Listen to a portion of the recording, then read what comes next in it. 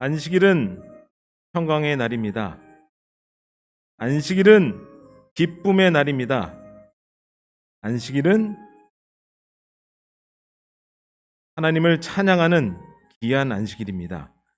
하나님, 이 시간 우리와 함께 하셔서 우리의 마음속에 자유와 평화와 기쁨이 넘쳐나는 안식일 될 수 있도록 도와주시옵소서.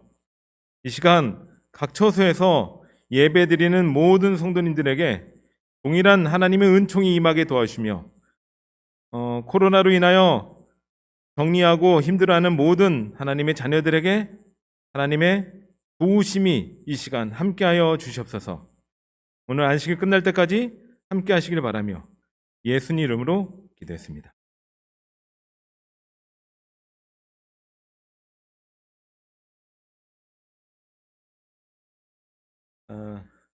하나님의 사랑과 평강이 각 처소에서 온라인 예배에 참석하시는 여러분들과 함께 하기를 기도하겠습니다.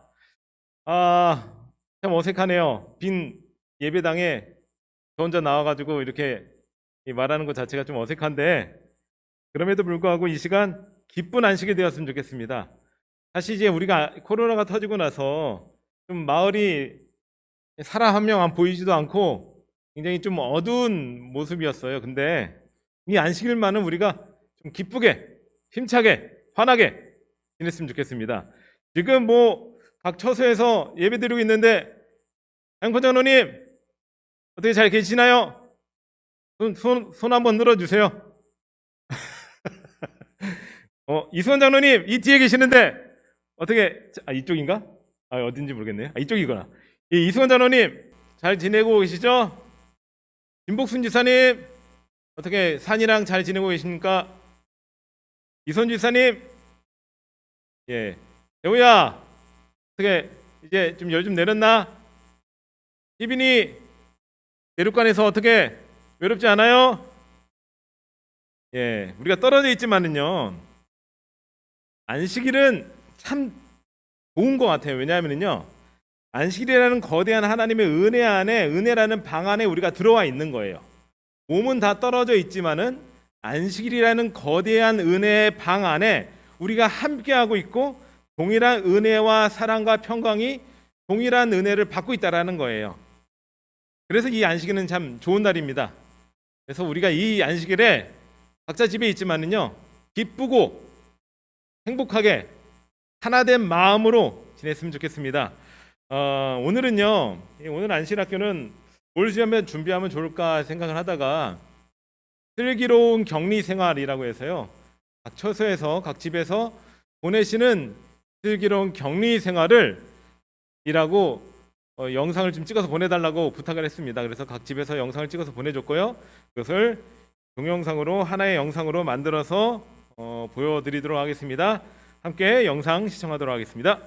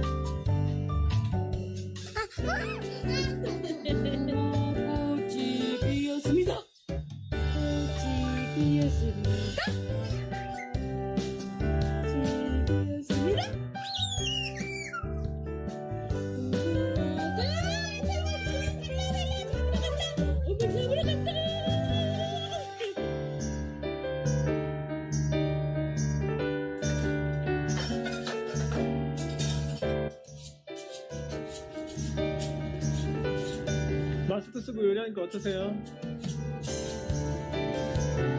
새로운 경험입니다. 집안에서 마스크 쓰고 있으니까 참 불편함이 많죠?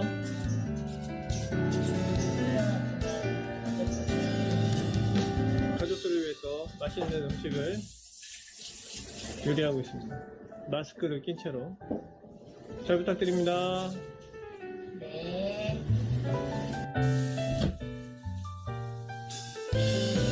사과 배식 같습니다. 사과 맛있게 드시고. 집에서 어떤 운동 하십니까?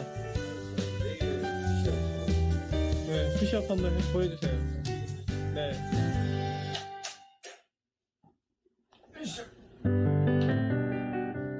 셋, 넷, 다섯,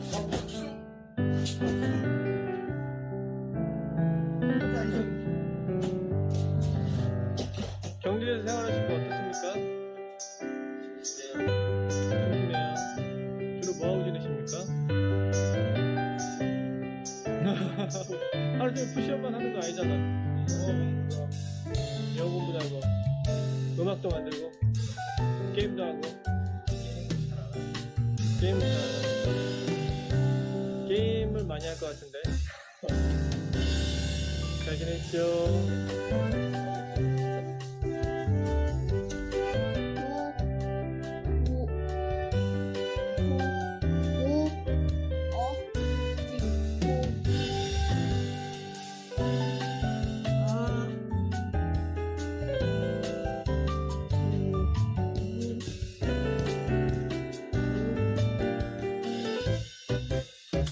안녕하세요. 안녕하세요. 뭐하고 계세요? 저 사진 맞추고 있어요. 몇 피스짜리 맞추고 있습니까? 1000피스요. 이거 언제부터 시작한 거예요? 어제 시작했죠? 어제 시작했는데 벌써 호랑이를 다 맞추셨네요? 네. 집에만 있으니까 어때요? 좋아요. 좋아요. 뭐가 좋아요? 아무것도 안 해야 되는 거. 아무것도 안 해야 되고 참 좋겠네요. 네, 계속 아무것도 안 하십시오. 네.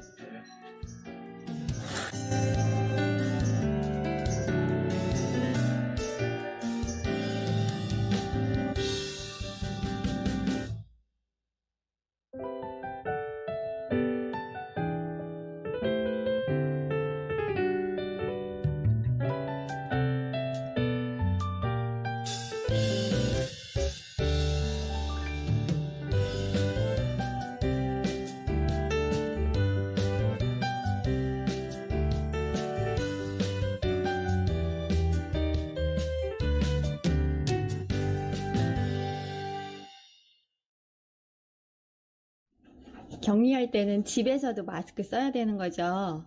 아, 정말 불편하네. 자, 여러 사람이 있으니까 이름 적고 구별해서 쓰겠습니다. 밥 먹은 다음에 설거지 하고 나서 그릇들을 소독을 해야 되겠어요. 자, 그릇을 찾아서 가겠습니다.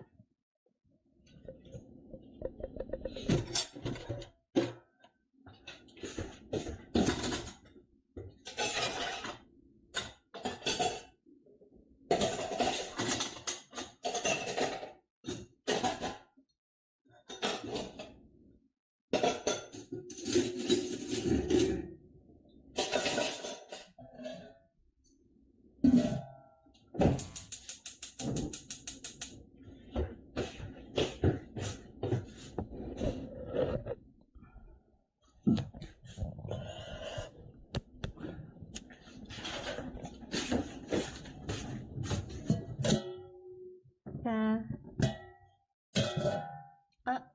잘 안 보이네요. 숟가락, 젓가락, 밥그릇, 그리고 접시 다 넣어서 곰국 끓이듯이 끓이고 있습니다. 저희 식구는 4명 있는데 하루에 한 번 정도 저녁에 끝날 때 소독하고 있어요.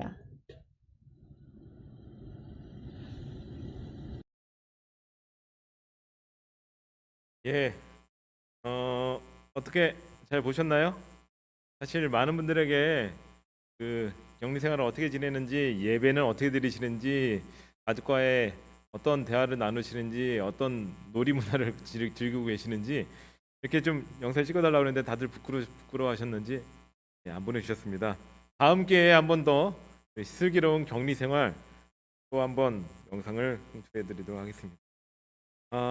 사실 이제 이 영상 끝에 우리 하장로님의 영상을 좀 찍으려고 했었어요. 근데 하장로님이 저는 그거 어떻게 하는지 몰라요 하셔가지고 어제 산림동산 밴드에 올라온 글을 대신해서 학교 마무리하도록 하겠습니다. 읽으면서 마무리하도록 하겠습니다. 산림동산에 계신 여러분들께 주 예수 그리스도께서 은총과 평화를 내려주시기를 빕니다. 저는 대천 바닷가 동백관에서 잘 지내고 있습니다. 고령시 지정 격리시설입니다. 지난 6월 이곳에서 2주간 격리 지낸 곳이라 생소하지 않습니다. 마을 전체가 감염병으로 일상이 평소와 다르게 지나고 있다고 들었습니다. 먼저 참 죄송합니다. 어려운 시기를 함께하고 있지 못하는 것과 또 저희 가족들의 감염으로 크게 심려를 드리고 있는 점입니다. 갑자기 닥친 혼란과 큰 불편 중에도 서로를 돌보고 위하는 마을 전반적인 형제 우애의 모습에 크게 감사합니다. 이로써 우리가 지금껏 주 예수님을 헛되이 배우지 아니함을 봅니다. 참으로 기쁘고 감사한 일이 아닐 수 없습니다. 하늘에서 오히려 우리들의 오늘을 더 주목하시리라 믿습니다. 다니엘의 세 친구가 용광로 앞에 있던 그때처럼 말입니다. 주께서 마지막 때에 관련하여 말씀하실 때 모든 것들이 흔들릴 것이라고 말씀하셨습니다. 얼마 전까지만 해도 일상이고 당연하게 흘러가던 사회 전반의 질서와 제도, 민심과 가치관, 그리고 자연계의 순환들, 이 모든 것들의 변화가 갑작스레 시작되어 신속히 진행되다가 나아가 인류 전체가 하나의 세력 아래에 소집되고 한 방향으로 움직여가는 거대한 통제 사회가 된다고 하셨습니다. 세상 사람들은 이 이상한 일을 이상하게도 당연히 여기며 따를 것인데 어떤 이유로건 여기에 합류하지 않으면 누구든지 억압 통제, 격리 박탈, 그리고 몇이든지 다 죽이게 한다고 말씀하셨습니다. 계시록 13장에서. 그리고는 이 세상의 모든 인간 활동이 끝나고 우리는 하늘이 있고 이 땅은 빈 땅이 되어 천년의 안식에 들어간답니다. 6천년을 마귀와 인간의 죄악과 탐욕에 시달려온 땅입니다. 그래서 2000년 전 갑자기 찾아와 세상을 흔들고 또 우리를 방황케 하는 전염병 시대를 겪으며 생각합니다. 이 모든 일들이 우리에게 무엇을 의미할까? 드디어 이런 일들을 보면 머리를 들라, 정신을 차리라, 땅의 것을 생각지 말고 위의 것을 찾으라. 이제 보이는 것들에서 돌이켜 보이지 않으나 예수 그리스도 안에 있는 영원한 것들에 집중하라. 살리는 것은 영이요 육은 무익하니라. 살리는 것은 영이요 육은 무익하니라. 이 말씀을 생각해 봅니다. 땅과 집, 자동차, 정치, 경제, 우리 주변의 누구누구 그리고 세상의 각 분야와 보도 매체의 유명한 인생들, 이 모든 잠시 있다가 없어질 것들, 결국 코로나도 그러겠지요. 특정 장치로는 볼 수 있는 존재니까요. 오늘 이 땅의 여러 일들이 함께 하늘을 꿈꾸는 우리에게 무엇을 말하는 것일까요? 딴 분들에 대해서는 잘 모릅니다. 그러나 저와 제 가족들을 돌아보니 근래의 땅과 인간들의 일에 너무 관심하며 사는 세상을 느낍니다. 그만큼 예수님께 있는 절대 평화와 진리의 참되고 아름다운 모습에서 멀어지는 정신과 생활이었습니다. 예수님과 그분의 재림보다 더 크게 마음을 차지하고 있는 우상에 속한 것들을 정리하고 하나님의 영혼에 속한 것들을 돌아가야 할 필요를 분명하게 느낍니다. 더럽힘 받은 딸과 살인한 아들들을 이끌고 세겜을 떠나 베델로 도망가는 야곱처럼 말입니다. 여러 사람들의 말이 세상은 다시 이전처럼 돌아가지 못할 것이라 합니다. 어서 코로나 끝나고 다시 이전처럼 교회에 모이고 찬양 예배하고 함께 식사하고 봉사하자 하는 일반 신자들과 지도자들의 바람은 어쩌면 안쓰러운 소망일지도 모릅니다. 예언이 맞다면 이번의 혼란은 시작이고 더 크게 흔들림이 오다가 역사 이래로 없었던 난리가 올 것이기 때문입니다. 우리는 지난 2년을 통해 지금까지의 일반 교회 예배 형식과 내용이 신자들에게 뚜렷한 도움이 못 되고 있는 것을 봅니다. 그래서 앞으로 닥칠 더 큰 혼란을 감안하면 저와 제 가족의 영혼을 지켜줘 흔들리지 않을 영적 기반은 무엇이어야 하는가 하는 것을 생각합니다. 다시 예수님께로 생각을 돌립니다. 아름답고 선하고 참되고 평화롭고 신비로운 일들이 보입니다. 베들레헴과 나사렛 그리고 갈릴리 바닷가에서 예루살렘 멸망 십자군 전쟁과 유럽 인구를 3분의 2로 감소시킨 패스트, 1차, 2차 세계대전 그리고 오늘 코로나 시대, 이 같은 인류의 수천 년 격동과 흔들림에도 전혀 변함없이 그 자리에 그 모습으로 존재하며 하늘과 영원의 생명으로 빛나고 있습니다. 우리는 함께 이 같은 예수님을 모시고 따르며 재림을 향해 가고 있으니 이는 얼마나 큰 구원이며 복입니까? 오늘 새벽 시대의 소망 35장 잠잠하고 교화하라 강을 들었습니다. 사나운 파도의 격심이 흔들리는 배 위에서 주무시는 하나님의 아들을 보았습니다. 욕심과 자아를 떠나서 살아가며 오직 하늘 아버지의 처분에 자신을 맡기고 살아가는 그분의 절대 평화의 모습이 참으로 아름답고 또 배우고 싶습니다. 갖고 가서 들여다보면 나도 조금씩 흉내를 내게 되겠지요. 이것이 제가 그간 성경에서 배운 구원의 원리입니다. 저와 제 가족들이 감염병으로 인해 5곳에 각각 격리되어 있습니다만 하나님께서 각지의 형평대로 돌보심을 믿습니다. 저는 여기 동백간 불용시 보건당국의 여러 배려와 형제들의 공급으로 잘 지냅니다. 수고하시는 방역 종사자들에게 감사드리며 하나님의 기호가 그들에게 있으시기를 빕니다. 마을 여러분들의 도우심과 기도에 또한 감사드리며 우리 하나님의 은총이 각 가정과 모두에 임하시기를 빕니다. 어려운 중에 교회와 마을을 돌보시는 권영수 장로님과 재직들에게 주님의 가호가 있기를 빕니다.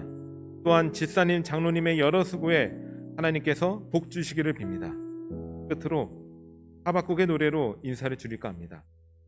비록 무화과 나무가 무성치 못하며 포도나무에 열매가 없으며 감람나무에 소출이 없으며 밭에 식물이 없으며 우리의 양이 없으며 요양간에 소가 없을지라도 나는 예수님을 인하여 즐거워하며 나의 구원의 하나님을 인하여 기뻐하리로다.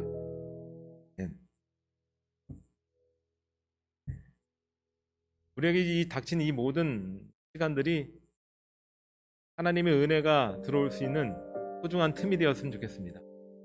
지금 틈이 벌어졌습니다.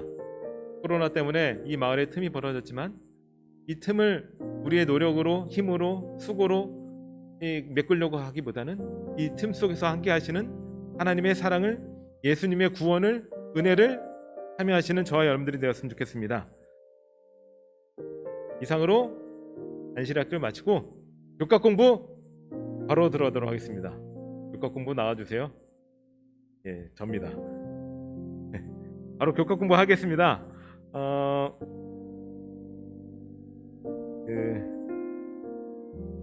제가 지고 장구치네요. 다 기도도 하고 찬양도 하고 안교 사회도 하고 교과 공부도 하고 있습니다. 그만큼 저희 마을에 이 간접 접촉자, 그러니까 접촉을 안 한 사람들이 없다라는 거예요. 대부분이 접촉을 했고 접촉하지 않은 소수의 사람만 지금 여기에 나와 있는데 함께 우리 각자의 처소에서 교과책 펴시고 공부하도록 하겠습니다. 이번 이 교과는 신명기 속의 현대 진리입니다. 우리 다 같이 기억절 말씀 읽어보도록 하겠습니다. 같이 읽겠습니다. 다 보이시죠? 시작. 여호와께서 오직 내 조상들을 기뻐하시고 그들을 사랑하사 그들의 후손인 너희를 만민 중에서 택하셨음이 오늘과 같으니라. 이번 과는 11과 구약 속의 신명기입니다. 구약 속에 나타난 신명기의 기록들을 찾아보는 시간입니다. 특별히 구약 그리고 다음 주에 이제 공부할 신약에서도요. 가장 많이 인용된 이 책은 바로 신명기예요. 신명기.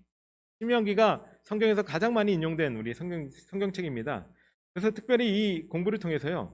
우리의 선조들이 우리의 믿음의 노독들이 왜 신명기 하나님의 말씀을 인용했는지에 대해서 함께 알아가 보도록 하겠습니다. 공부하신 분들은 알겠지만 일요일 소집부터 보면은요. 요시야, 느헤미야, 에레미야, 미가, 다니엘이 이 신명기를 인용했습니다. 저희가 오늘 이 모든 걸 다 찾아보지는 않을 거예요. 단지 이들이 왜 신명기의 말씀을 인용했는지에 대해서 한번 알아보도록 하겠습니다. 사실 과거의 말씀이잖아요. 지나간 말씀이잖아요.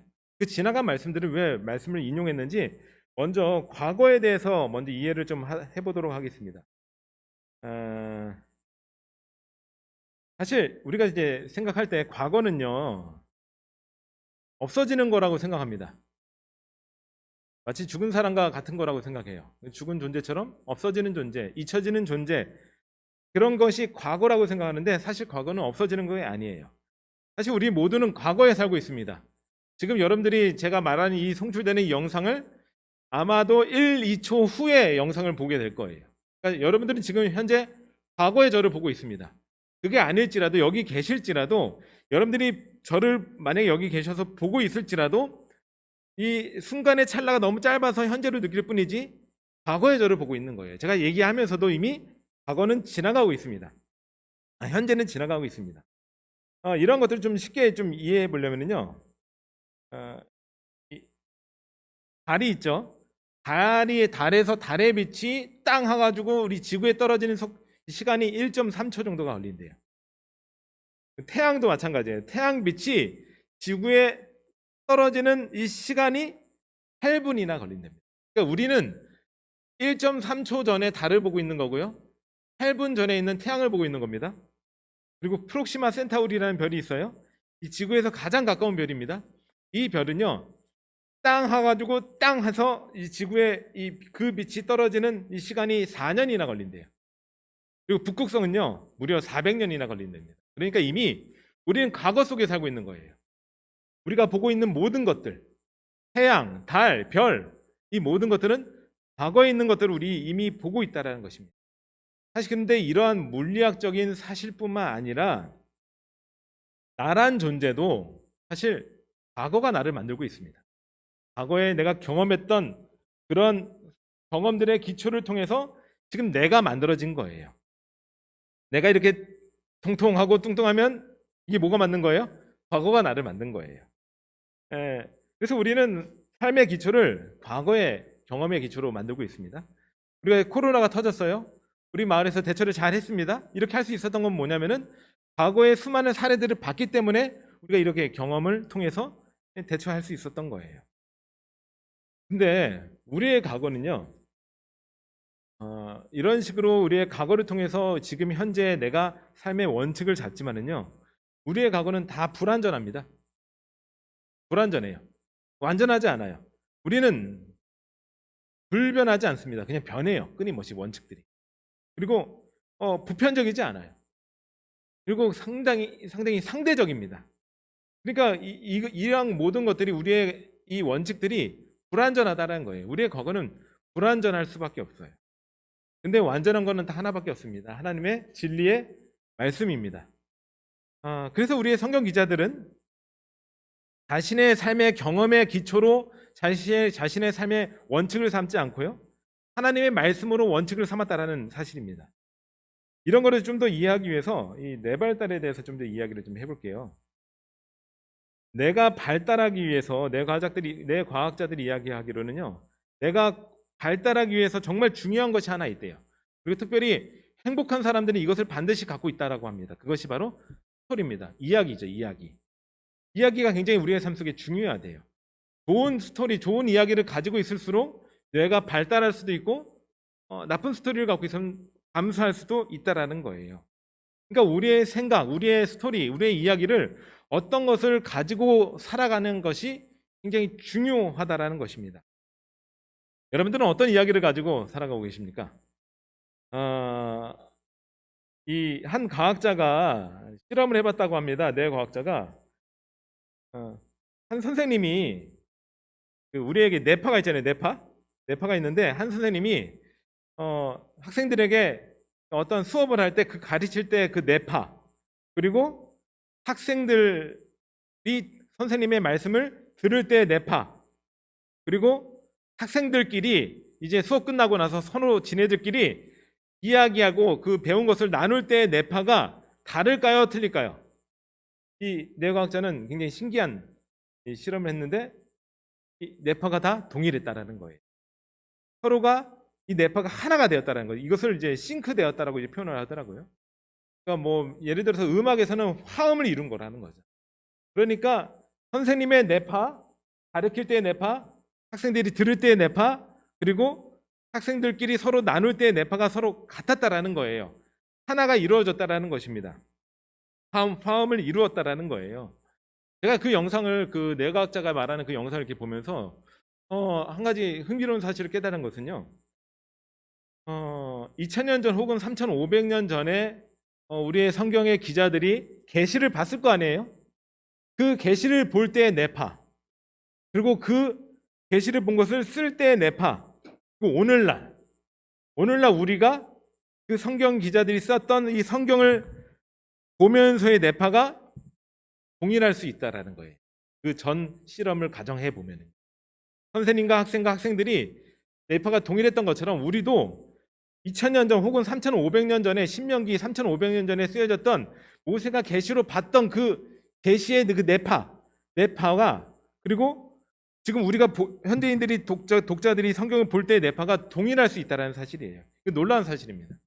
그러니까 싱크가 될 수 있다는 거예요. 과거에 있는 것들의 과거에 있는 이 선조들의 뇌파와 오늘날 우리의 뇌파가 같을 수 있다는 것입니다. 화음을 이룰 수 있다는 거예요. 제가 이걸 보면서 우리가 정말 어떤 스토리, 어떤 이야기, 어떤 과거를 가지고 살아가는 것이 정말 중요하구나라는 생각을 하게 되었습니다. 어쩌면은요, 2000년 전에 예수님께서 하나님과 대화하고 기도하면서 하나님과 동행할 때 그 뇌파가 동일한 우리의 뇌파가 될 수 있다는 거예요. 그래서 우리의 선조들은요, 자신의 스토리로 자기의 삶을 살지 않았어요. 우리의 선조들은 하나님의 스토리를 가지고 하나님의 말씀의 원칙을 가지고 살아갔다는 것입니다. 그 예로 요시야를 한번 보도록 하겠습니다. 열왕기하 22장 8절 우리 다 같이 한번 우리 있는 곳에서 한번 읽어볼게요. 시작. 대제사장 hil기야가 서기관 사반에게 이르되 내가 여호와의 전에서 율법책을 발견하였노라 하고 그 책을 사반에게 주니 사반이 읽으니라. 여기 보니까 율법책을 발견했대요.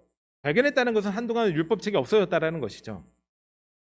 근데 원래 왕은 즉위했을 때 신명기에 보면은 반드시 해야 하는 것들이 있습니다. 그 해야 하는 것들이 신명기 17장에 나옵니다. 여기 보면은요, 제가 뭐 예전에 설교할 때도 몇 번 얘기했던 것 같은데 기억 안 나시겠지만 다시 한번 보도록 하겠습니다. 신명기 17장 16절 17절에 보면은요, 그는 이게 왕에게 하는 얘기예요. 왕이 있을 때 반드시 하지 말아야 될 것들이 있습니다. 그것을 뭐라고 하냐면은 그는 병마를 많이 두지 말 것이요 병마를 많이 얻으려고 그 백성을 애굽으로 돌아가게 하지 말 것이니 이는 여호와께서 너희에게 이르시기를 너희가 이후에는 그 길로 다시 돌아가지 말 것이라 하셨음이며 그에게 아내를 많이 두어 그의 마음이 여기까지 보겠습니다. 아내를 많이 두어 그의 마음이 미혹되게 하지 말 것이며 자기를 위하여 은금을 많이 쌓지 말 것이니라. 여기에 세 가지가 있습니다. 말을 많이 두지 말고 말을 사러 애굽에 가지 말라. 두 번째, 아내를 많이 두지 말라. 세 번째, 은금을 많이 쌓아두지 말라. 이것이 왕이 하지 말아야 될 거예요. 근데 이스라엘의 3대 왕 솔로몬이 이 세 가지를 다 어기게 됩니다. 솔로몬의 세금의 무게가 금 666달란트라. 어떤 얘기예요? 세금을 걷었는데 백성들에게 강제 징수한 것 같아요. 근데 그게 666달란트래요. 뭔가 불완전하다는 거예요. 솔로몬의 세금이 자신을 위해서 사용하고 있을 수도 있다는 것입니다. 또 보면은요, 애굽에서 들여온 병거는, 그러니까 말을 사러 애굽에 가지 말라고 했는데 애굽에 간 거예요 지금. 또 왕은 후궁이 700명이요 첩이 300명이라, 그러니까 아내가 1000명이었던 거죠. 아내를 많이 두지 말라고 했는데 이 모든 것을 다 어겼다라는 거예요. 그러니까 솔로몬은 이 세 가지를 다 어겼습니다.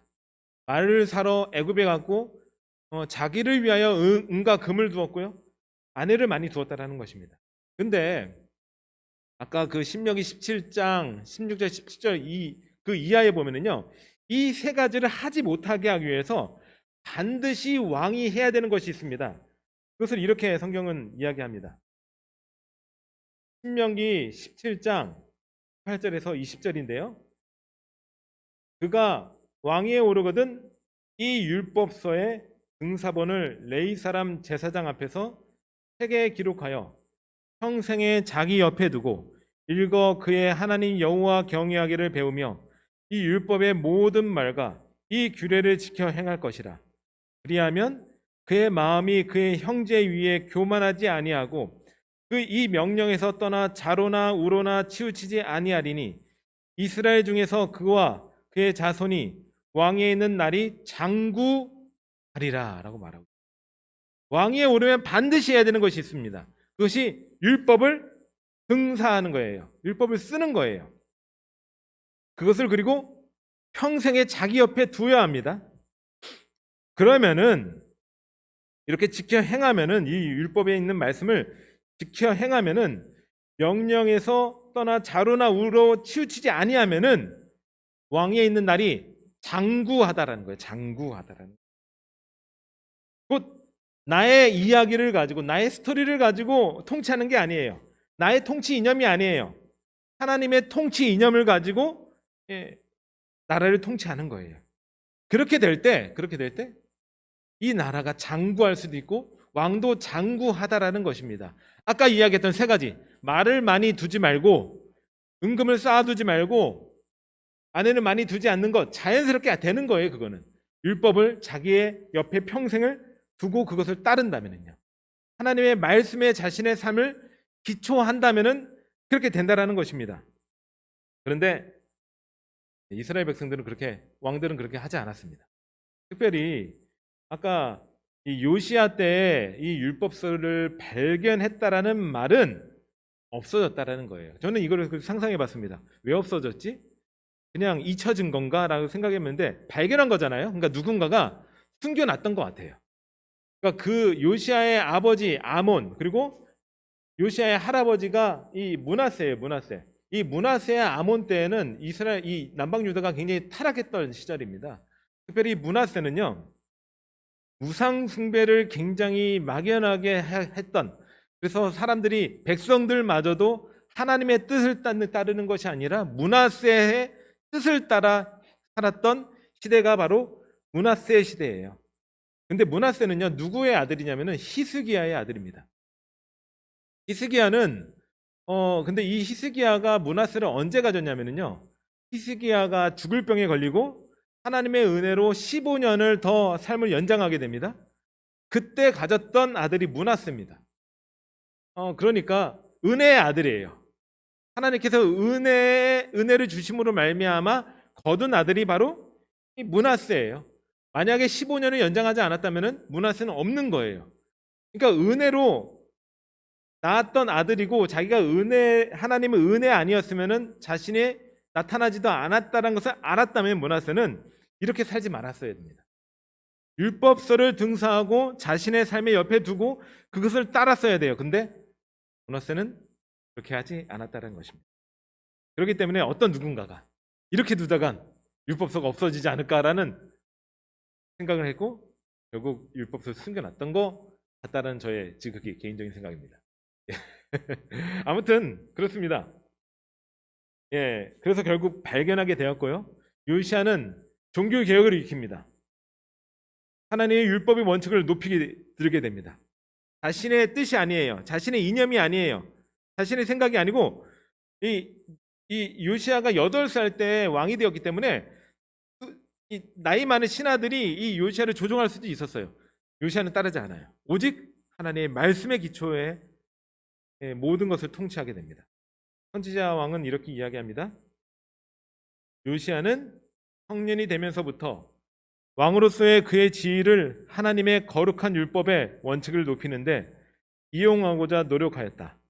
그는 율법책의 빛을 따라 행하면서 할 수 있는 한 그의 백성들로 하여금 그 교훈에 익숙하게 되도록 하고 할 수 있는 한 그들 속에 하늘의 율법에 대한 존경과 사랑을 개발시키고자 노력하였다. 하나님의 거룩한 율법의 원칙을 높이는 데 이용하고자 노력했다라는 거예요. 사실 노력이 필요합니다. 내 원칙이 아닌 하나님의 원칙을 내 삶의 중심으로 두는 것은 사실 엄청난 노력이 필요한 거예요. 경건의 연습이 필요한 거예요. 그 연습에 따라 백성들로 하여금 그 교훈에 익숙하게 하도록 하였다라는 것이에요. 그러니까 요시야는 장구했습니다. 하나님의 말씀을 따랐다라는 거예요. 자신의 뜻이 아닌 하나님의 뜻, 자신의 스토리가 아닌 하나님의 스토리로 자신의 삶의 중심을 잡았고 그것을 가지고 통치했다라는 것입니다.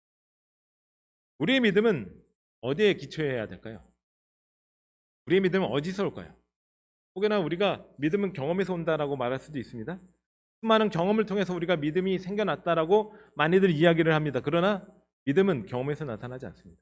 경험에서 나타난 믿음은 오래가지 않아요. 불완전합니다. 믿음은 반드시 사실에 기초해야 됩니다. 어떠한 정확한 사실, 불변하지 않는 사실, 보편적인 사실, 절대적인 사실에 기초해 믿음이 생겨나는 거예요. 그리고 사실에 기초한 믿음이 결국 경험에서 흘러나오는 것입니다. 결국 이 사실에 기초한 믿음이 생겨나고 그 믿음에 따라 하나님을 경험하고 나타내는 거예요. 이 사실은 하나님의 말씀이죠. 여러분들의 삶은 무엇을 가지고 삶의 기초를 가지고 살아가고 계십니까? 무엇을 가지고? 여러분들의 삶의 기초를 여러분들의 생각으로 두십니까? 혹은 주변 사람들의 생각, 혹은 내가 존경하는 믿음의 선배의 생각, 그거 다 아닙니다. 오직 하나님의 말씀이 여러분들의 삶의 기초가 되길 간절히 기도하겠습니다. 또 하나 보도록 하겠습니다. 다니엘의 기도를 한번 보도록 할게요. 구약의 가장 유명한 기도문이 바로 다니엘의 기도문입니다. 70년의 포로 생활이 거의 끝나갈 즈음에 다니엘이 여전히 이 70년의 기한이 찼음에도 불구하고 하나님의 은혜가 은총이 나타나지 않는 것을 보고 다니엘이 금식을 하면서 기도를 하기 시작합니다. 근데 이 기도문을 보면은요, 뭐가 없냐면 왜라는 질문이 없어요. 왜 이러한 우리 백성, 하나님 백성들을 고난당하게 하셨습니까? 왜 이러한 보행을 허락하셨습니까? 물어보지 않아요. 왜냐하면 다니엘은 알고 있었습니다. 우리가 왜 이렇게 고난을 받고 있는지. 우리 성경절 한번 읽어보겠습니다. 온 이스라엘이 주의 율법을 범하고 치우쳐 가서 주의 목소리를 듣지 아니하였으므로 이 저주가 우리에게 내렸으되 곧 하나님의 종 모세의 율법에 기록된 맹세대로 되었사오니 이는 우리가 주께 범죄하였음이니이다. 온 이스라엘이 주의 율법을 범했다라는 거예요. 주의 목소리를 듣지 아니했기 때문에 이 저주가 우리에게 내렸다라는 것입니다. 이 9장 13절에도 이렇게 얘기합니다. 모세 율법에 기록된 대로 이 모든 재앙이 이미 우리에게 내렸사오니 싸우나 우리는 우리의 죄악을 떠나고 주의 진리를 깨달아 우리 하나님 여호와의 얼굴을 기쁘게 하지 아니하였나이다. 율법에 기록된 대로 죄악을 떠나서 주의 진리를 쫓아 하나님을 기쁘게 하지 아니했다라는 거예요. 알고 있었던 거예요. 그래서 다니엘 9장을 보면은요, 다니엘은 5절부터 13절까지 자복을 합니다. 회개를 합니다. 이래서 우리가 잘못했습니다. 하나님, 우리가 이래서 우리가 이런 잘못들을 했습니다라고 자복을 합니다. 그리고 14절부터 19절까지는 간구를 합니다. 그래서 이제는 우리를 회복시켜 주십시오. 라고 간구를 합니다. 우리 간구에 있는 말씀을 하나 보도록 할게요. 8절 19절에 보면은요, 나의 하나님이여 귀를 기울여 들으시며 눈을 떠서 우리의 황폐한 상황과 주의 이름으로 일컫는 성을 보옵소서. 우리가 주 앞에 간구하옵는 것은 우리의 공의를 의지하여 하는 것이 아니요 주의 큰 긍휼을 의지하여 함이니이다. 주여 들으소서. 주여 용서하소서. 주여 귀를 기울이시고 행하소서. 지체하지 마옵소서. 나의 하나님이여 주 자신을 위하여 사하시옵소서. 이는 주의 성과 주의 백성이 주의 이름으로 일컫는 바 됨이니이다. 지금 우리 산림동산에 코로나가 터졌습니다. 우리는 왜라는 질문을 던질 수 있습니다. 왜 우리 동산에? 왜 이런 코로나가 터져서 모두가 뿔뿔이 흩어지고 격리되고 치료받고 힘들어하고 아파하고 왜 이래야 될까라는 왜라는 질문을 던질 수 있습니다. 근데 우리가 지금 해야 될 것은요, 왜라는 질문을 던지는 건 아닙니다. 왜라는 질문보다 회개해야 할 때입니다. 내 하나님의 말씀이 아닌 내 뜻으로 살아간 우리에게 하나님의 용서를 구해야 될 때라는 것을 기억하시기 바랍니다. 그리고 이제는 회개하고 하나님께 간구하는 거예요. 하나님, 주여 들으소서. 주여 용서하소서. 주여 귀를 기울이시고 행하소서. 지체하지 마옵소서. 나의 하나님이여. 이 시간 우리의 죄를 고백하고 다시 하나님의 말씀으로 돌아가시는 저와 여러분들이 되었으면 좋겠습니다. 왜냐하면 하나님의 말씀은요, 히브리서 4장 12절에 보면은 하나님의 말씀은 살아 있습니다. 운동력이 있어 좌우에 나서 어떤 것보다 예리하여 손과 영감이 관절과 골수를 찔러 쪼개기까지 하며 사람의 마음과 생각을 감찰하는 것이 하나님의 말씀입니다. 이 말씀이 여러분들의 삶의 기초가 되어서 내 뜻, 내 생각, 내 원칙 다 내려놓으시고 찔러 쪼개기까지 하며 하나님의 말씀으로 다시 돌아오시는 저와 여러분들이 되었으면 좋겠습니다. 그래서 내 스토리가 아닌 하나님의 스토리로 우리의 삶을 행복한 삶으로 이끄시는 저와 여러분들이 되시기 바라며 교과 공부 마치도록 하겠습니다. 일단 제가 기도하겠습니다. 하늘에 계신 아버지, 우리가 하나님의 말씀을 떠나 살았는지 모르겠습니다.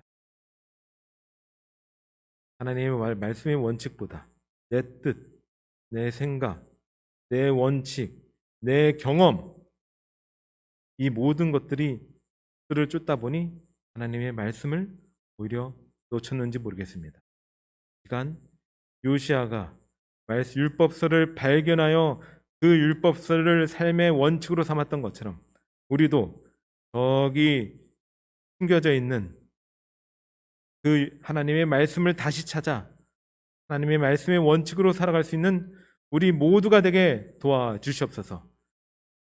오늘 하나님께서 함께 하시길 바라며 예수님 이름으로 기도했습니다. 우리 5분간 휴식하고 각자 있는 곳에서 5분간 휴식하고 5분 후에 찬양으로 다시 예배 시작하도록 하겠습니다. 감사합니다. 기도하겠습니다.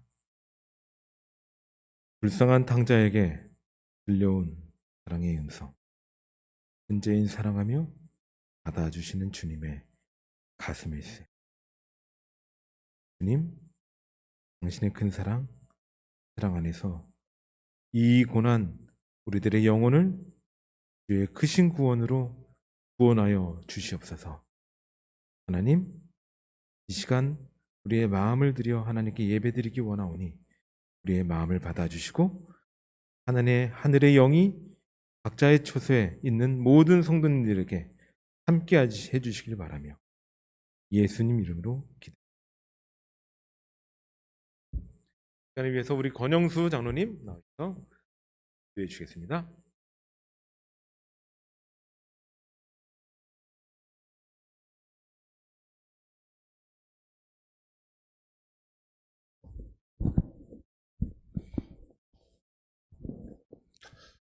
어떻게 편안하게 지내고 계십니까? 예. 평소 때에는 교회에 오면은 후끈했는데 오늘은 썰렁하네요. 그래서 축기까지 합니다. 어쨌든 우리가 인정하고 싶지 않지만은 외부의 전염병이 우리 내부까지 들어오게 되는 그러한 원치 않는 상황이 또 벌어지게 되었습니다. 그렇지만 우리가 이를 슬기롭게 잘 극복이 돼서 정말 전화위복의 기회가 되었으면 좋겠다 하는 마음이 간절합니다. 일주일 됐나요? 일주일 동안에 우리 동사는 정말 분주하고 또 한편으로 소란스럽고 혼란스러운 그런 시간들을 보냈습니다. 그렇지만도 여러분들이 아주 신속하게 또 헌신적으로 이렇게 대처를 해주시고 그렇게 됨으로써 또 여러분들이 또 그러한 대처에 또 그대로 잘 따라주시고 이렇게 함으로써 이제는 많이 진정되고 정리돼가고 있는 것 같습니다. 제가 볼 때에는 한 주 정도 더 지나면 좀 안정화가 되고 그렇게 되지 않을까 이렇게 기대해 봅니다. 어쨌든 이러한 것이 우리에게 마음의 경각이 되고 참 우리의 갈 길에 대한 또 바른 지표를 설정할 수 있는 기회가 되기를 바라겠습니다. 먼저 제가 하나님의 말씀 한 말씀 읽어드리겠습니다. 누가복음 21장 28절 말씀입니다. 이런 일이 되기를 시작하거든 일어나 머리를 들라. 너희 구석이 가까웠음이라. 여기서 이런 일이라고 하는 것은 물론 앞절에 이런저런 사건들을 이야기합니다마는 오늘날 우리에게 있어서 또 지금 이 시각 또 세계적으로 또 현실적으로 우리 이 현장에 있어서 볼 때에는 정말 휩쓸고 지나가는 또 모든 사람들이 두려워 떠는 이 전염병이 아닐까 그렇게 생각을 합니다. 그래서 이런 일이 어떻게 되거든요? 시작되거든 너희는 일어나 머리를 들라 했습니다. 참 우리가 지금 현재 살고 있는 이 시대를 뭔가에 도취돼서 떠내려가듯 살아가고 있기 때문에 잘 느끼지 못하는 것 같아요. 저부터도 참 무감각한 가운데 살아가고 있지 않은가 하는 생각을 해보게 됩니다. 오늘날 이 시대에는 좀 한 발짝 뒤에서 객관적으로 볼 때에는 정말 위험한 가운데 처해 있음을 느끼지 않을 수가 없습니다. 그러나 우리가 그 가운데 묻혀 있기 때문에 그거를 잘 모르는 가운데 지금 현재의 살 길만 찾아 그렇게 좀 급급한 그런 상황으로 살아가고 있다 이렇게 생각이 됩니다. 만약에 이와 같은 전염병이 20년 전이나 30년 전에 나타났다고 하면은 어떻게 됐을까 이렇게 생각을 해봅니다. 제가 가만히 생각해 보니까 이런 전염병이 그 이전에 나타났다고 한다면 이렇게 세계적인 질병이 되지 않았을 것 같다 이렇게 생각이 됐습니다. 왜 그렇습니까? 예. 그때에는 이렇게 사람들이 많이 다수가 이것저것을 빨리 왕래하지 않았었기 때문에 이렇게 전 세계적으로 아마 퍼지는 그러한 일이 아마 거의 없었을 것이 아니겠나 이렇게 생각합니다. 요즘은 뭐 얼마나 많은 사람들이 이것저것을 이것도 다 하나의 뭡니까? 예. 이 마지막은 사람들이 빠르게 왕래할 것이다. 이 왕래함으로 인해서 이와 같은 전염병이 세계에 판을 치게 되게 된 것입니다. 사실 이 코로나가 이제 백신이 발견이 되고 그래서 사람들에게 백신이 보편적으로 놓아지고 이렇게 하면서 마음을 느슨히 갖고 또 이제 그렇게 되면서 다시 이 소비와 생산 활동이 시작되고 그러면서 폭발적으로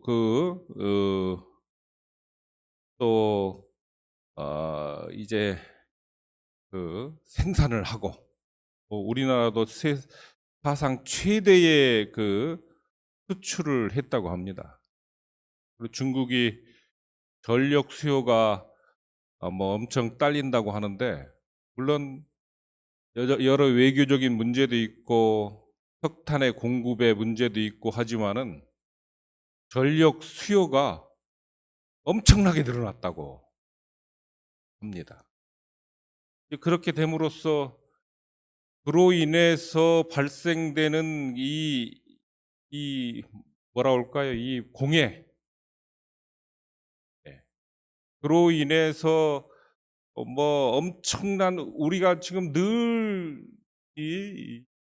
우리가 과거에는 상상치도 못했던 이 공해로 인해서 참 살아가기가 힘들 정도입니다.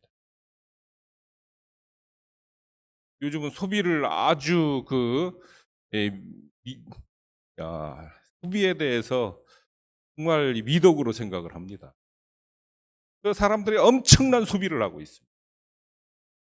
예. 과거에는 아껴야 된다고 했는데 요즘은 소비를 해야 된다고 이렇게 국가에서부터 주장을 하고 그래서 소비를 하면은 잘하는 것으로 이렇게 보편화되어 있습니다. 엄청난 사람들이 이 탐심과 이러한 소비로 인해서 세계는 썩어가고 있습니다. 이런 모습을 볼 때 참 이 어느 이 소용돌이 속으로 서로 조금 이 현재의 편안과 더 좀 안락한 삶을 위해서 엄청난 이러한 문제를 야기하면서 이렇게 흘러가고 있습니다. 이렇게 흘러가면서 이제 결국은 자멸할 수밖에 없는 그런 상황에까지 놓이는 이런 세상 형편이 그렇게 되게 된 것입니다. 이렇게 말씀 다시 읽어드리겠습니다. 이런 일이 되기를 시작하거든 일어나 머리를 들라 너희 구속이 가까웠습니다. 우리는 이 모든 것을 어떻게 해석해야 될 것인가?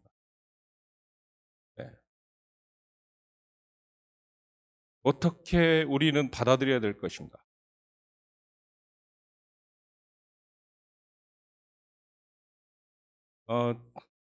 제가 과거에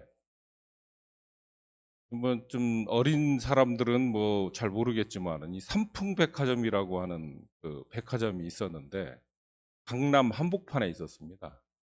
근데 이 백화점이 어떻게 됐죠? 무너졌어요.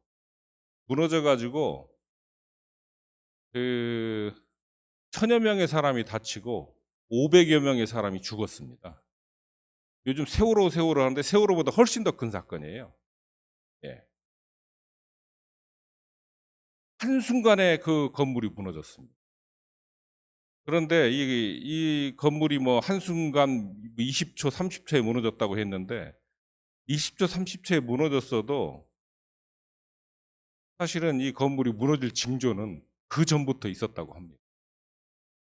몇 달 전부터 건물에 균열이 가고 여기저기에서 그리고 무너지기 하루 전날에는 5층에 큰 싱크홀이 생겼다고 그래요. 갑자기 그 큰 건물이 구멍이 뻥 뚫린 겁니다. 그렇다고 하면 그 다음 날 이 백화점에 수많은 사람이 올 텐데 그걸 무시하는 거죠.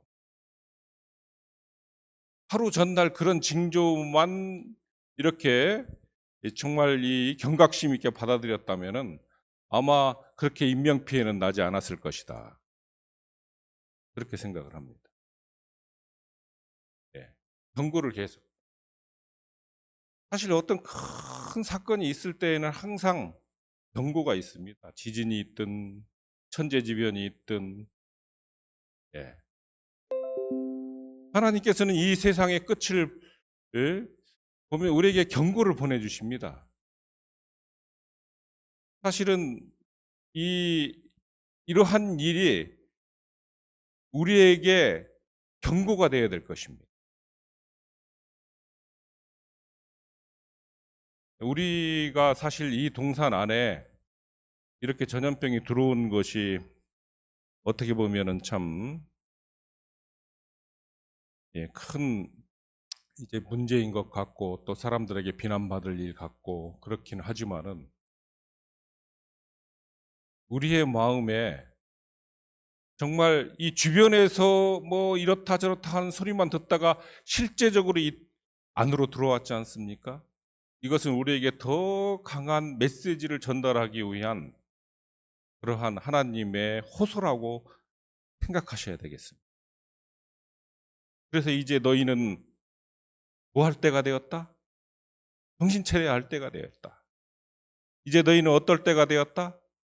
이제 깨어서 준비해야 할 때가 되었다. 라고 하는 신호로 우리는 받아들여야 될 것입니다. 그렇다고 하면은 이러한 일이 우리에게 뭐가 되겠습니까? 큰 축복이 되게 될 것입니다.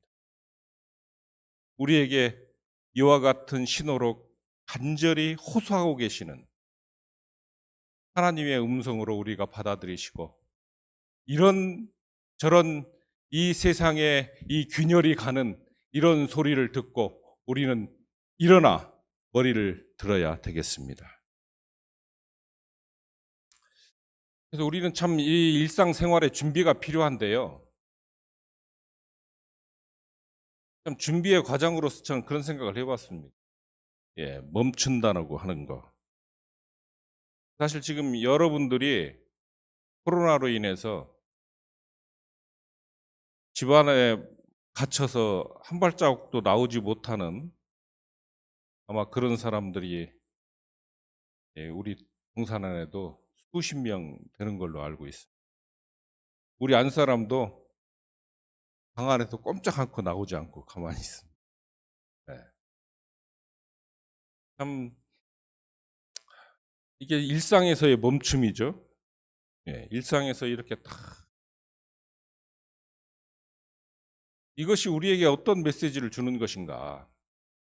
이것 좀 제가 좀 생각을 좀 해보게 됩니다. 제가 시편 1편에 있는 말씀을 좀 읽어드리겠습니다. 복 있는 사람은 악인의 꾀를 쫓지 아니하며 죄인의 길에 서지 아니하고 오만한 자의 자리에 앉지 아니하고 오직 여호와의 율법을 즐거워하여 그 율법을 지하로 묵상하는 자로다. 복 있는 사람은 복 받을 사람은 아니하며 서지 아니하며 자리에 앉지 아니하고 이렇게 말씀하셨네요. 앉는다는 것입니다. 거절한다는 것, 멈춘다는 것이죠. 멈춘다는 것입니다. 가던 길을 어떻게 한다는 거예요? 멈춘다는 것입니다. 멈춘다고 하는 것에 대한 의미가 우리가 이번 한 주간 동안 우리 동산에 참 중요한 의미가 되지 않겠나 그렇게 생각을 해보게 됩니다. 제가 여러분 아시는 분은 아시지만 제가 몇 년 전에 몸이 좀 안 좋아서 병원에 입원까지 했었습니다.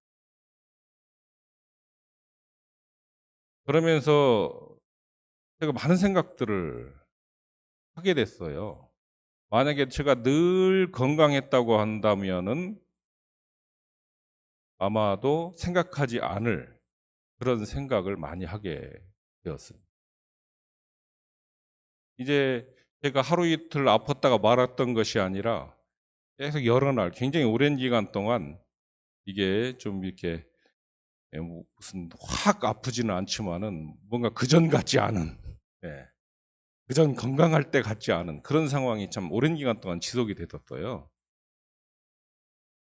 이제 그러면서 많은 생각을 하게 된 거죠.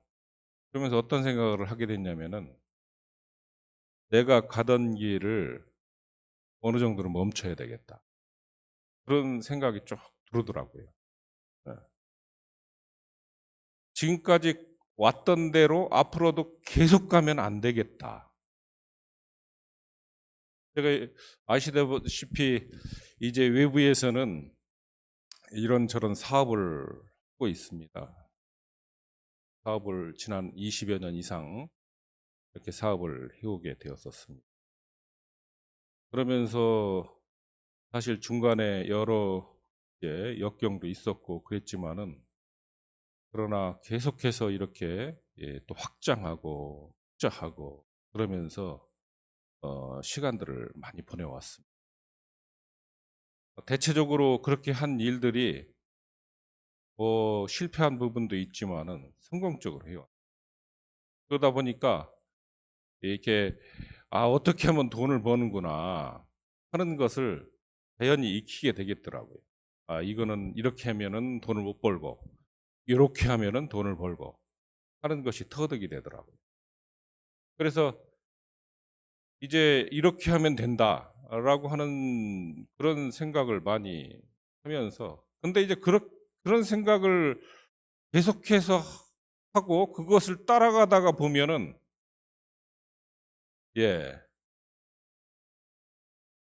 이 늘 쫓기는 삶을 살게 되는 거예요.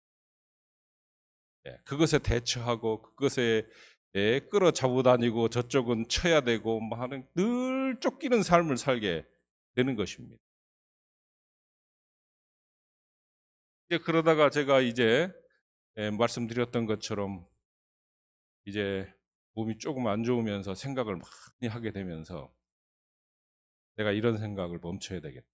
이런 삶을 좀 이런 삶 내가 뭐 앞으로 수십 년 더 사는 것도 아닌데 인생은 짧게 가고 마는 것인데 내가 왜 이런 짓을 이렇게 하고 있나 하는 생각이 들면서 가던 길을 어느 정도는 멈춰야 되겠다는 생각을 하게 되었습니다. 물론 주변에 있는 사람들은 그렇게 이야기하더라고요. 그런 소리를 제가 많이 들었습니다. 왜 여기서 멈추느냐? 이렇게 하면은 이 좋은 걸 왜 멈추느냐? 이런 얘기 참 많이 이 사람 저 사람들한테 이렇게 듣게 되었는데요. 그런데 정말 현명한 것은 멈출 때는 멈춰야 현명하다고 이렇게 생각을 합니다.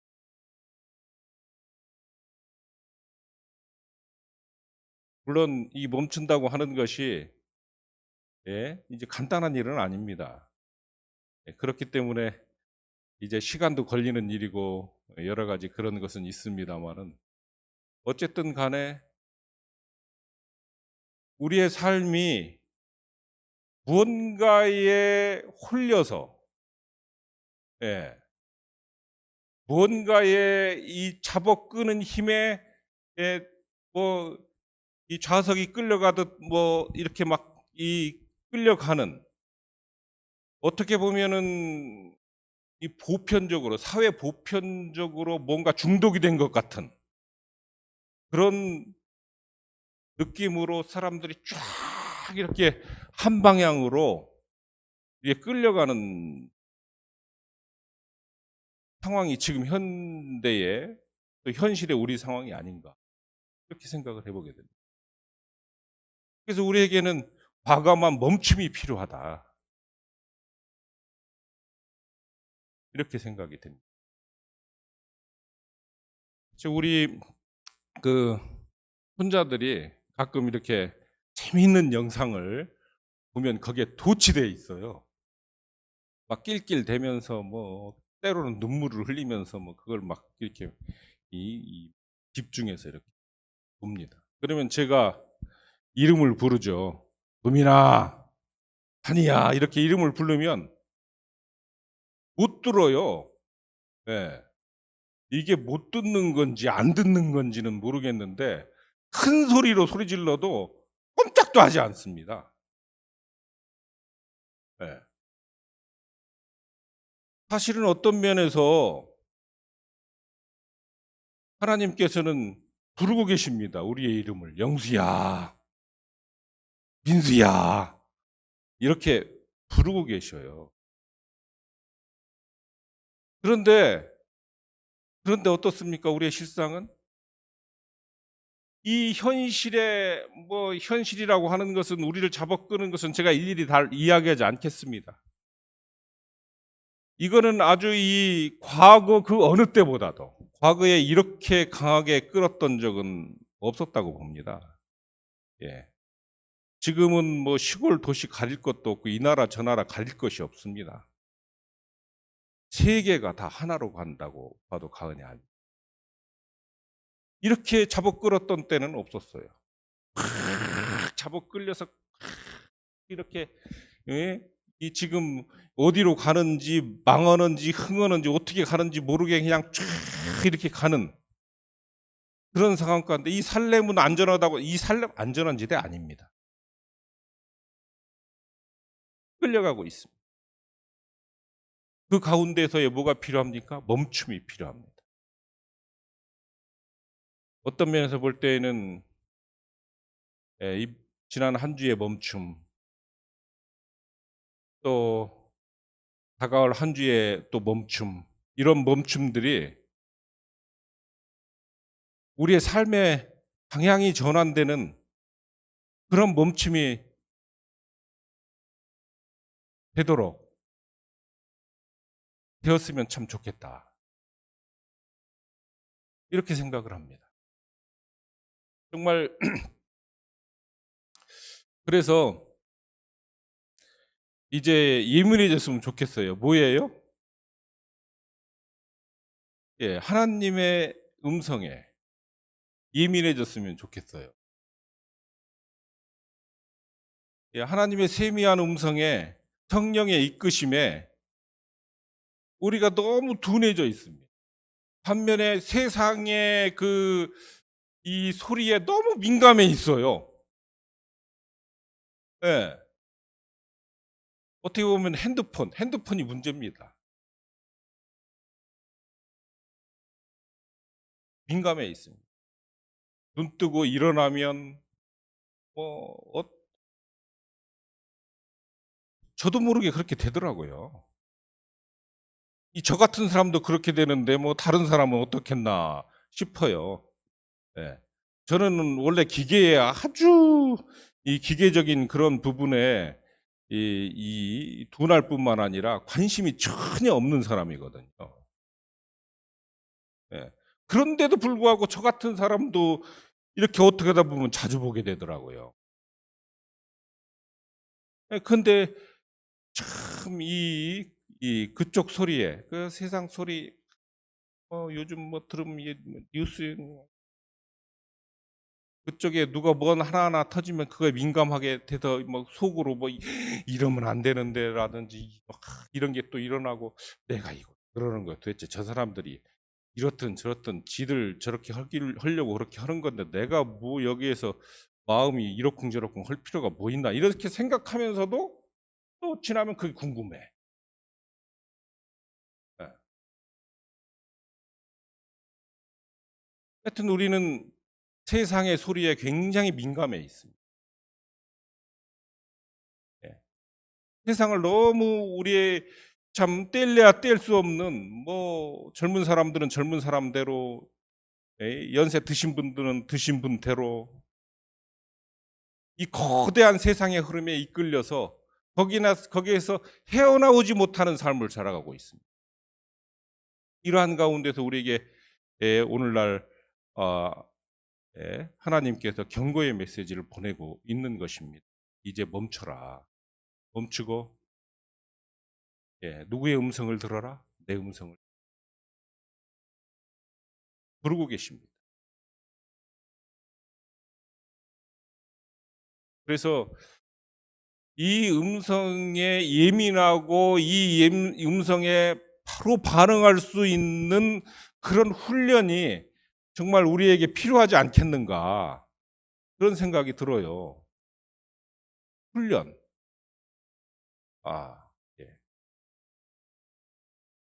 나름대로 여러분들 참 기도하시면서, 또 뭐 기도라고 하는 것이 단순히 뭐 소원 아뢰는 것이 아니라 정말 성령의 이끄심에 우리가 순종하며 따라가는 그런 삶이 될 수 있도록, 그것에 익숙해 있도록, 그것이 바로 우리가 오실 예수님을 맞이할 수 있는 가장 안전한 준비가 아니겠는가, 그렇게 생각을 해보게 됩니다.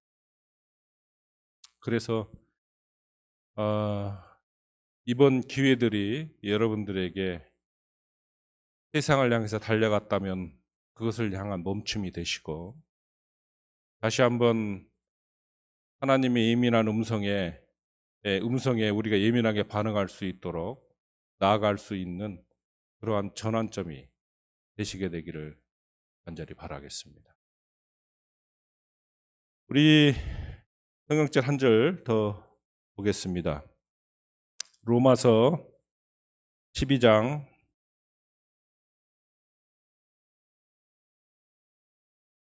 10절. 형제를 사랑하여 서로 우애하고 존경하기를 서로 먼저 하며, 12절. 소망 중에 즐거워하며 환난 중에 참으며 성도들의 쓸 것을 공급하며 손대접하기를 힘쓰라. 사실은 제가 이 말씀들을 굉장히 좋아하고, 또 제 과거의 삶이 이 말씀들의 모토에 의해서 왔던 것 같아요.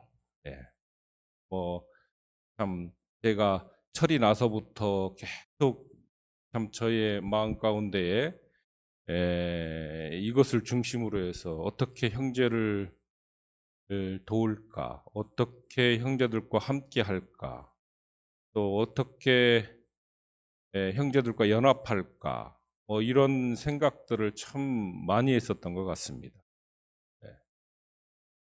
그런데 사실은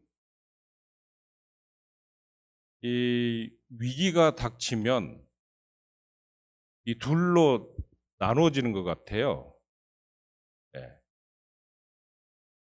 더 견고해지고 정말 더 사랑하고 연합하고 이렇게 되든지, 아니면 이 원망하고 갈라지고 또 이렇게 탓이라는 거 있죠. 너 때문에 내가 이렇게 불행해졌다 라든지 이렇게 되고 하면서 심한 불화가 일어나든지, 이 둘 중 하나로 가는 가게 된다, 이렇게 보여집니다. 평상시 때에는 뭐 잘 모르다가다고요. 어떻게 보면은 우리가 지금의 상황이, 저는 모르겠습니다. 이게 큰 위기라고 생각하지는 않습니다. 잠시 지나가면은 다시 안정되지 않겠는가, 그렇게 이제 생각은 합니다만은, 그러나 어쨌든 일상생활에 비교한다면 지금 우리 이 상황은 정말 위기 중에 하나다, 이렇게 생각을 합니다. 이럴 때일수록 우리가 어떻게 해야 되겠습니까? 본심이 나타나게 되겠죠. 이럴 때일수록 우리는 서로 사랑하고 서로 연합하고 서로 우애하고 그렇게 해야 되지 않겠는가, 그렇게 생각이 됩니다. 물론 뭐 외부에서는 우리를 손가락질 할 수도 있습니다. 외부에서는 우리를 욕할 수도 있습니다. 예. 또 어떻게 보면은 뭐 낙인이 찍힐 수도 있습니다. 그러나 이제 그런 모든 것들에 대해서 참 크게 신경 쓰지 않았으면 좋겠다 생각합니다. 뭐에 더 집중하고요? 우리가 서로 사랑하고 위해하는 일에 더 집중하고.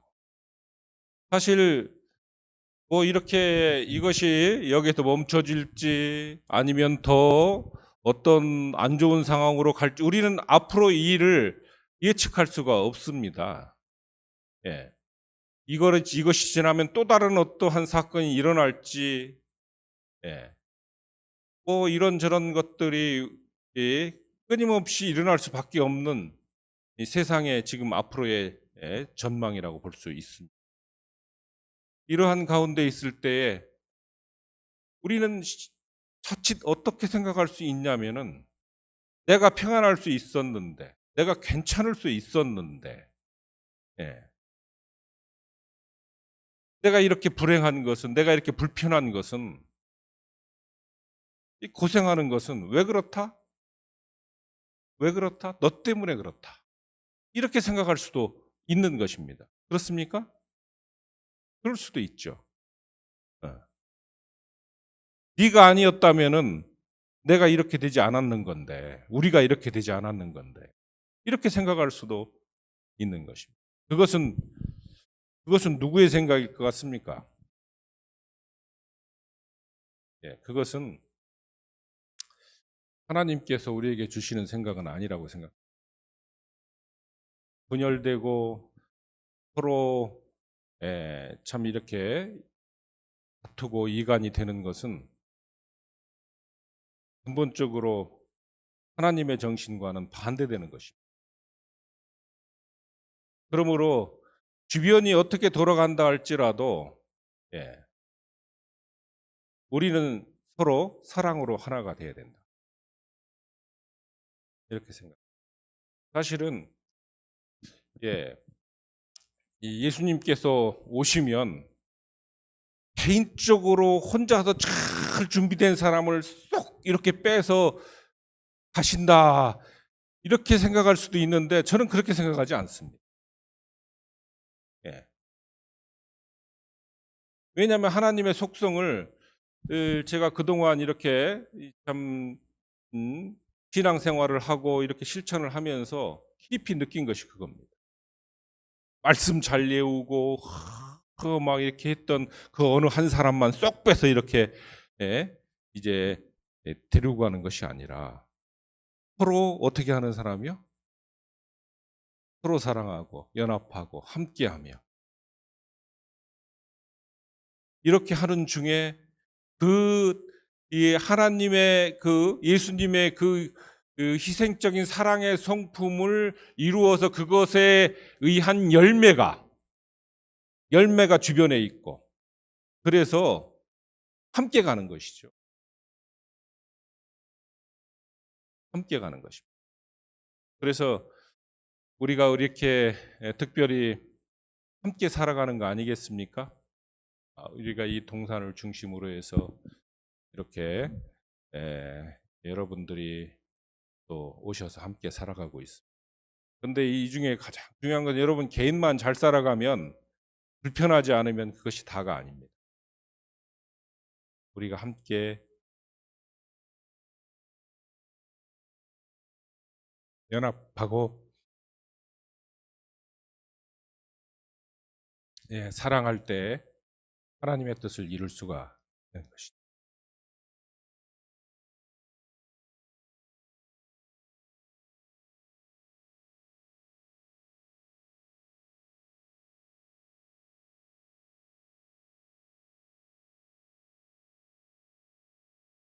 우리가 이 모든 것으로 인해서 정말 이 새로운 또 시작이 됐으면 좋겠다 생각을 합니다. 이런 모든 것으로 인해서 우리가 처지고 우리가 정말 나누어지는 것이 아니라 이러한 모든 것으로 인해서 더 각성하고 예, 더 연합하고 더 준비될 수 있는 그러한 기회로 바뀌어졌으면 좋겠다 이렇게 생각을 합니다. 그래서 어떻게 보면은 이 전염병이 또 이것이 우리 안에 들어온 이것이 우리에게 저주가 아니라 오히려 더 축복이 될 수 있고 그렇게 되게 되기를 간절히 바라면서 있습니다.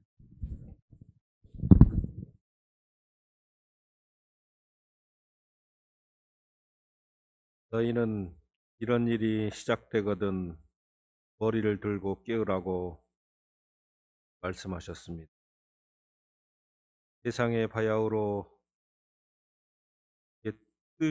끝이 다가왔음을 우리의 마음 가운데 깊이 느끼고 깨달아 현재 우리가 가고 있는 이 세상의 길을 멈추고 이제 오로지 주님의 인도하심을 따라 살아갈 수 있는 그러한 삶으로 저희의 삶의 방향이 형성될 수 있도록 주님 인도하여 주시옵소서. 참으로 저희가 이렇게 함께하며 살아가고 있습니다. 비록 여러 가지 어려움과 역경이 있다 할지라도 이 함께함 속에서 서로 사랑하며 우애하고 형제의 필요를 따라서 나누어 줄 수 있는 충만한 삶이 되게 하여 주시옵소서. 주님, 우리가 지금 전염병의 어려움 가운데에서 여러 형제들 고생하고 있습니다.